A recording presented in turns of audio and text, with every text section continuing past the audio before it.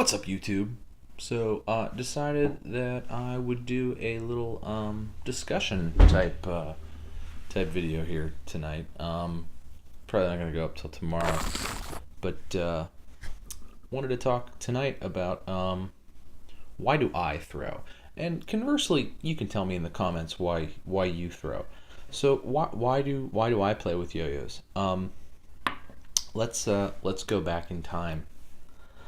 I first kind of, like, I always knew what a yo-yo was, I think, but I first kind of got into yo-yos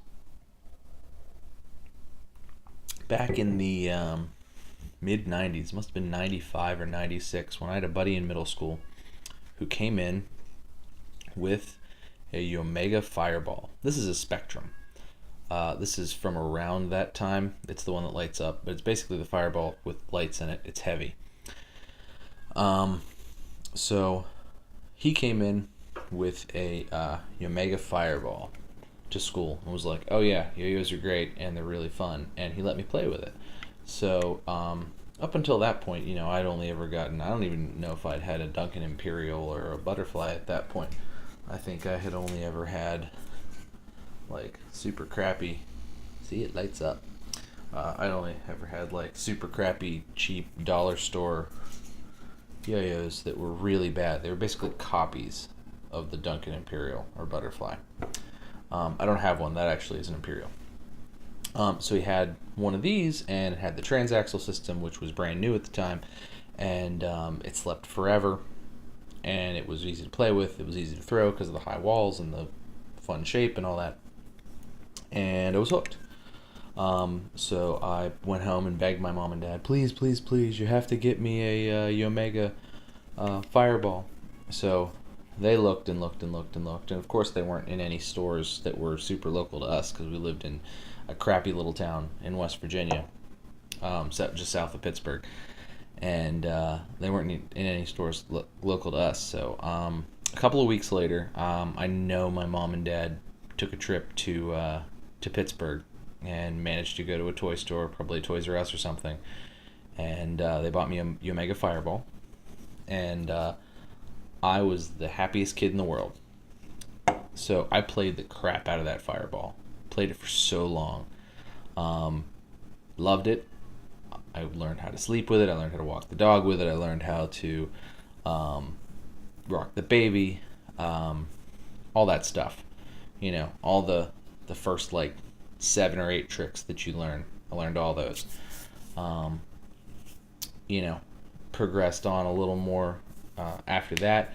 And my dad had said to me, that's cheating. And I said, what do you mean that's cheating?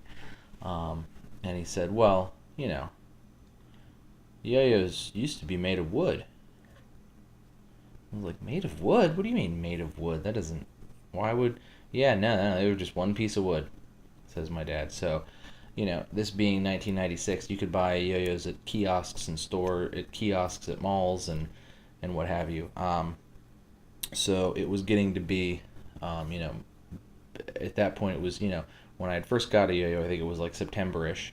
It was getting to be closer to Christmas. So we'd gone to the mall, and there was a kiosk, and then there was a new toy store that had just opened up in the mall. And because of the yo-yo boom, they carried some yo-yos, and they had some Omega stuff, mostly Fireballs, because I think that was really the only thing that was out at the time, Fireballs and Brains. And I could already sleep and catch, and so I didn't need a brain. It didn't make any sense for me to get a brain.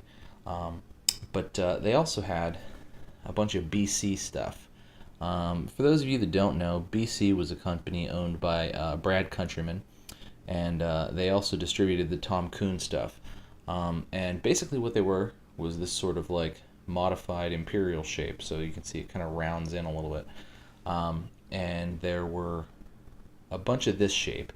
So this is the classic. The classic is the one that's just sort of color, that doesn't have any color. There's also a blackbird and a phantom. Now they were all the same shape, those three. Anyway, the Apollo was more of a butterfly shape, but they were all this sort of shape, and I had all three. I wore out the axle on my Phantom and my Blackbird. So basically, what you can do is eventually, because the string just spins on the axle, it will eventually burn through the axle. Well, I just threw sleepers all day as a kid. That's all I did. Walked around, threw sleepers all day. 12 hours a day, every day. So burned straight through 2 axles, which is pretty good considering. Like, it probably should have burned through more than that. So I burned straight through 2 axles, saw the yo-yos in half. So don't have those. However, this BC Classic, and I think this is my second one. I think I bought this. This is, I think, yeah, this one doesn't have a name. This one doesn't have a date on it. So this is, I believe, is my second one. I think I bought this prior to BC going out of stock. So this one, or prior to BC going out of business, and I think I was in high school. So this one's probably 16 years old, 17 years old maybe. But this is the only BC that I still have. Although I've seen this. This is still, you can still get some new old stock of this in some places. For about $10, which, if you want it, I would suggest getting one. It's a great fixed axle, super fun. So anyway, then like I said, I kind of threw these for a real long time while they were available, because for $10, they kind of lasted a long time. They were nice and sturdy, good quality stuff, and I liked them. So this was just it: throw, catch, throw, catch, throw, catch. At some point in there, I also got a Omega Saber Wing. At some point in high school, I don't know what happened to that. I searched my parents' house far and wide, and I can't find it. But I did learn how to split the atom on the Omega Saber Wing. I think I broke it, or I lost it, or something, or I maybe even traded it for another BC. And I promptly forgot how to split the atom because I didn't have a yo-yo that I could do it on as easily. So mostly just through this yo-yo for the longest time, until you couldn't get these anymore. So when I got to college, on and off, because cell phones were still kind of a new thing and they didn't take up most of your time, and I didn't have Facebook yet because it either didn't exist or I didn't sign up for it. I enjoyed Duncan Imperials because they were easy to get. You can still get them at Walmart for about $3. And this is what I did: through, catch, and you can loop with these because the gap's nice and tight. So throw, catch, do one-hand loops, and basically, whenever I got the itch, I would pick one of these up, and I've probably had a dozen Imperials of every color. I've probably broken 11, so this might be the only surviving Imperial. So basically just threw Imperials for ever and ever and ever and ever and ever and ever and ever. Well, so, moving on, and I was at work and I was stressed out. And so let's fast forward again. This was probably all I threw, the Duncan Imperial, in one color or another. Probably all I threw for 10 years. So you figure from when I graduated, from when I was in high school, and it was either I was throwing this or I was throwing my Duncan Imperial, but when I realized I couldn't get this anymore, I didn't throw it as often. I still threw it on and off, but once BC went out of business, I would just pick up Imperials at like Walmart or whatever, and this is all I threw for, from whatever that point was, 2003 to 2014 or 2015. So fast forward to 2016, last year.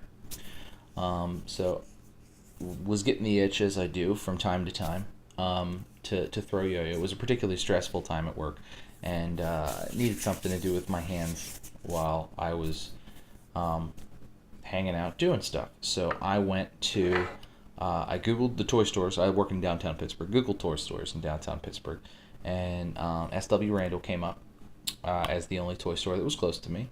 Luckily enough, it was only about 3 blocks away. So walked over there, walked up, hoping to find something like this or something like this. That was my hope. They had neither of those things, although they have these there now. What I did find, though, was the YoyoFactory Fast 201. I was just looking for a responsive yo-yo. And I was like, oh, well, I don't particularly love the butterfly shape because more or less the imperial or modified imperial shape was kind of the thing that I preferred, um, for the last 20 years. So that was what I had preferred to get. However, this is what they had. And I was like, YoyoFactory.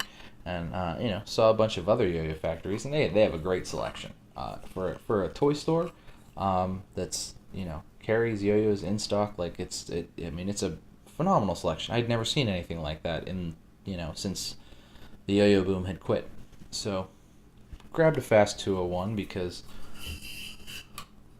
I could throw it, and I could bring it back, and I could adjust the response, and it worked. I know you guys didn't see that, but I just threw the yo-yo and caught it. So played with that. It worked. It was really loud, but played with it a little bit, and I'm like, YoyoFactory, huh? What's a YoyoFactory?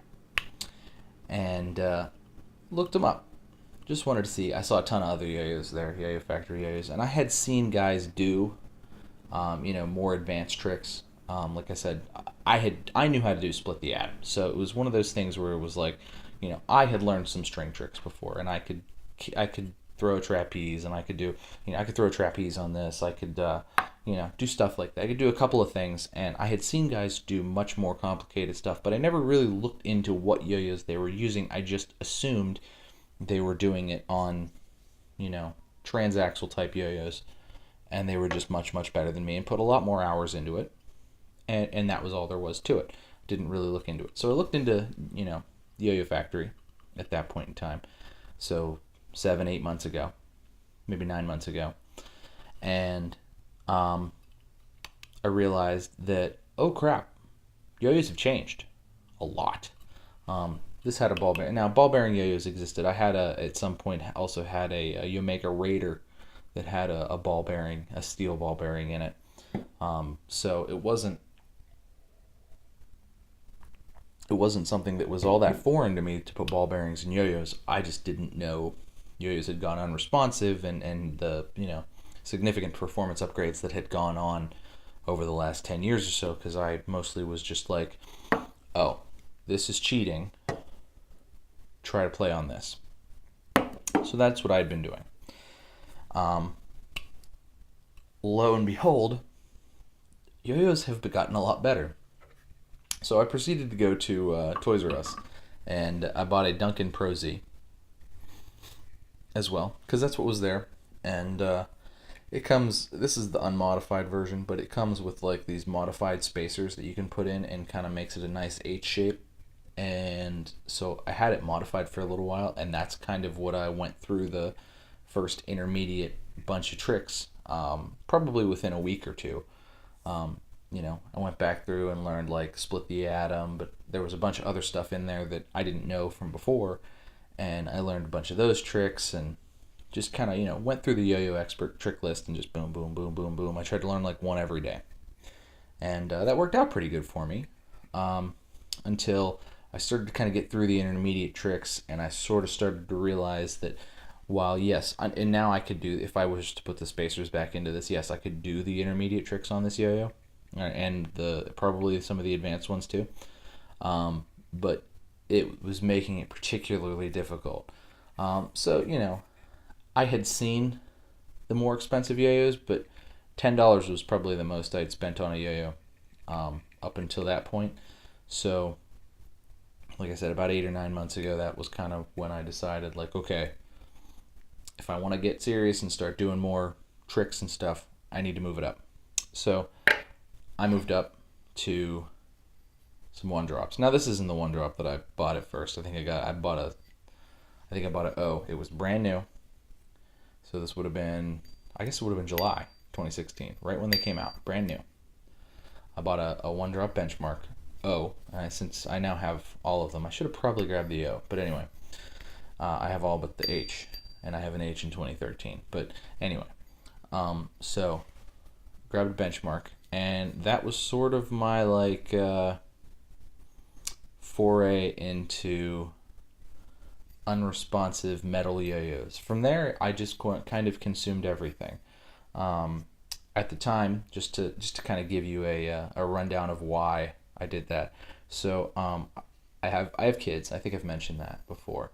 I have kids. At the time, I was probably about 20 pounds heavier, and I have kids, and they were really demanding. At that point, my other hobby was video games.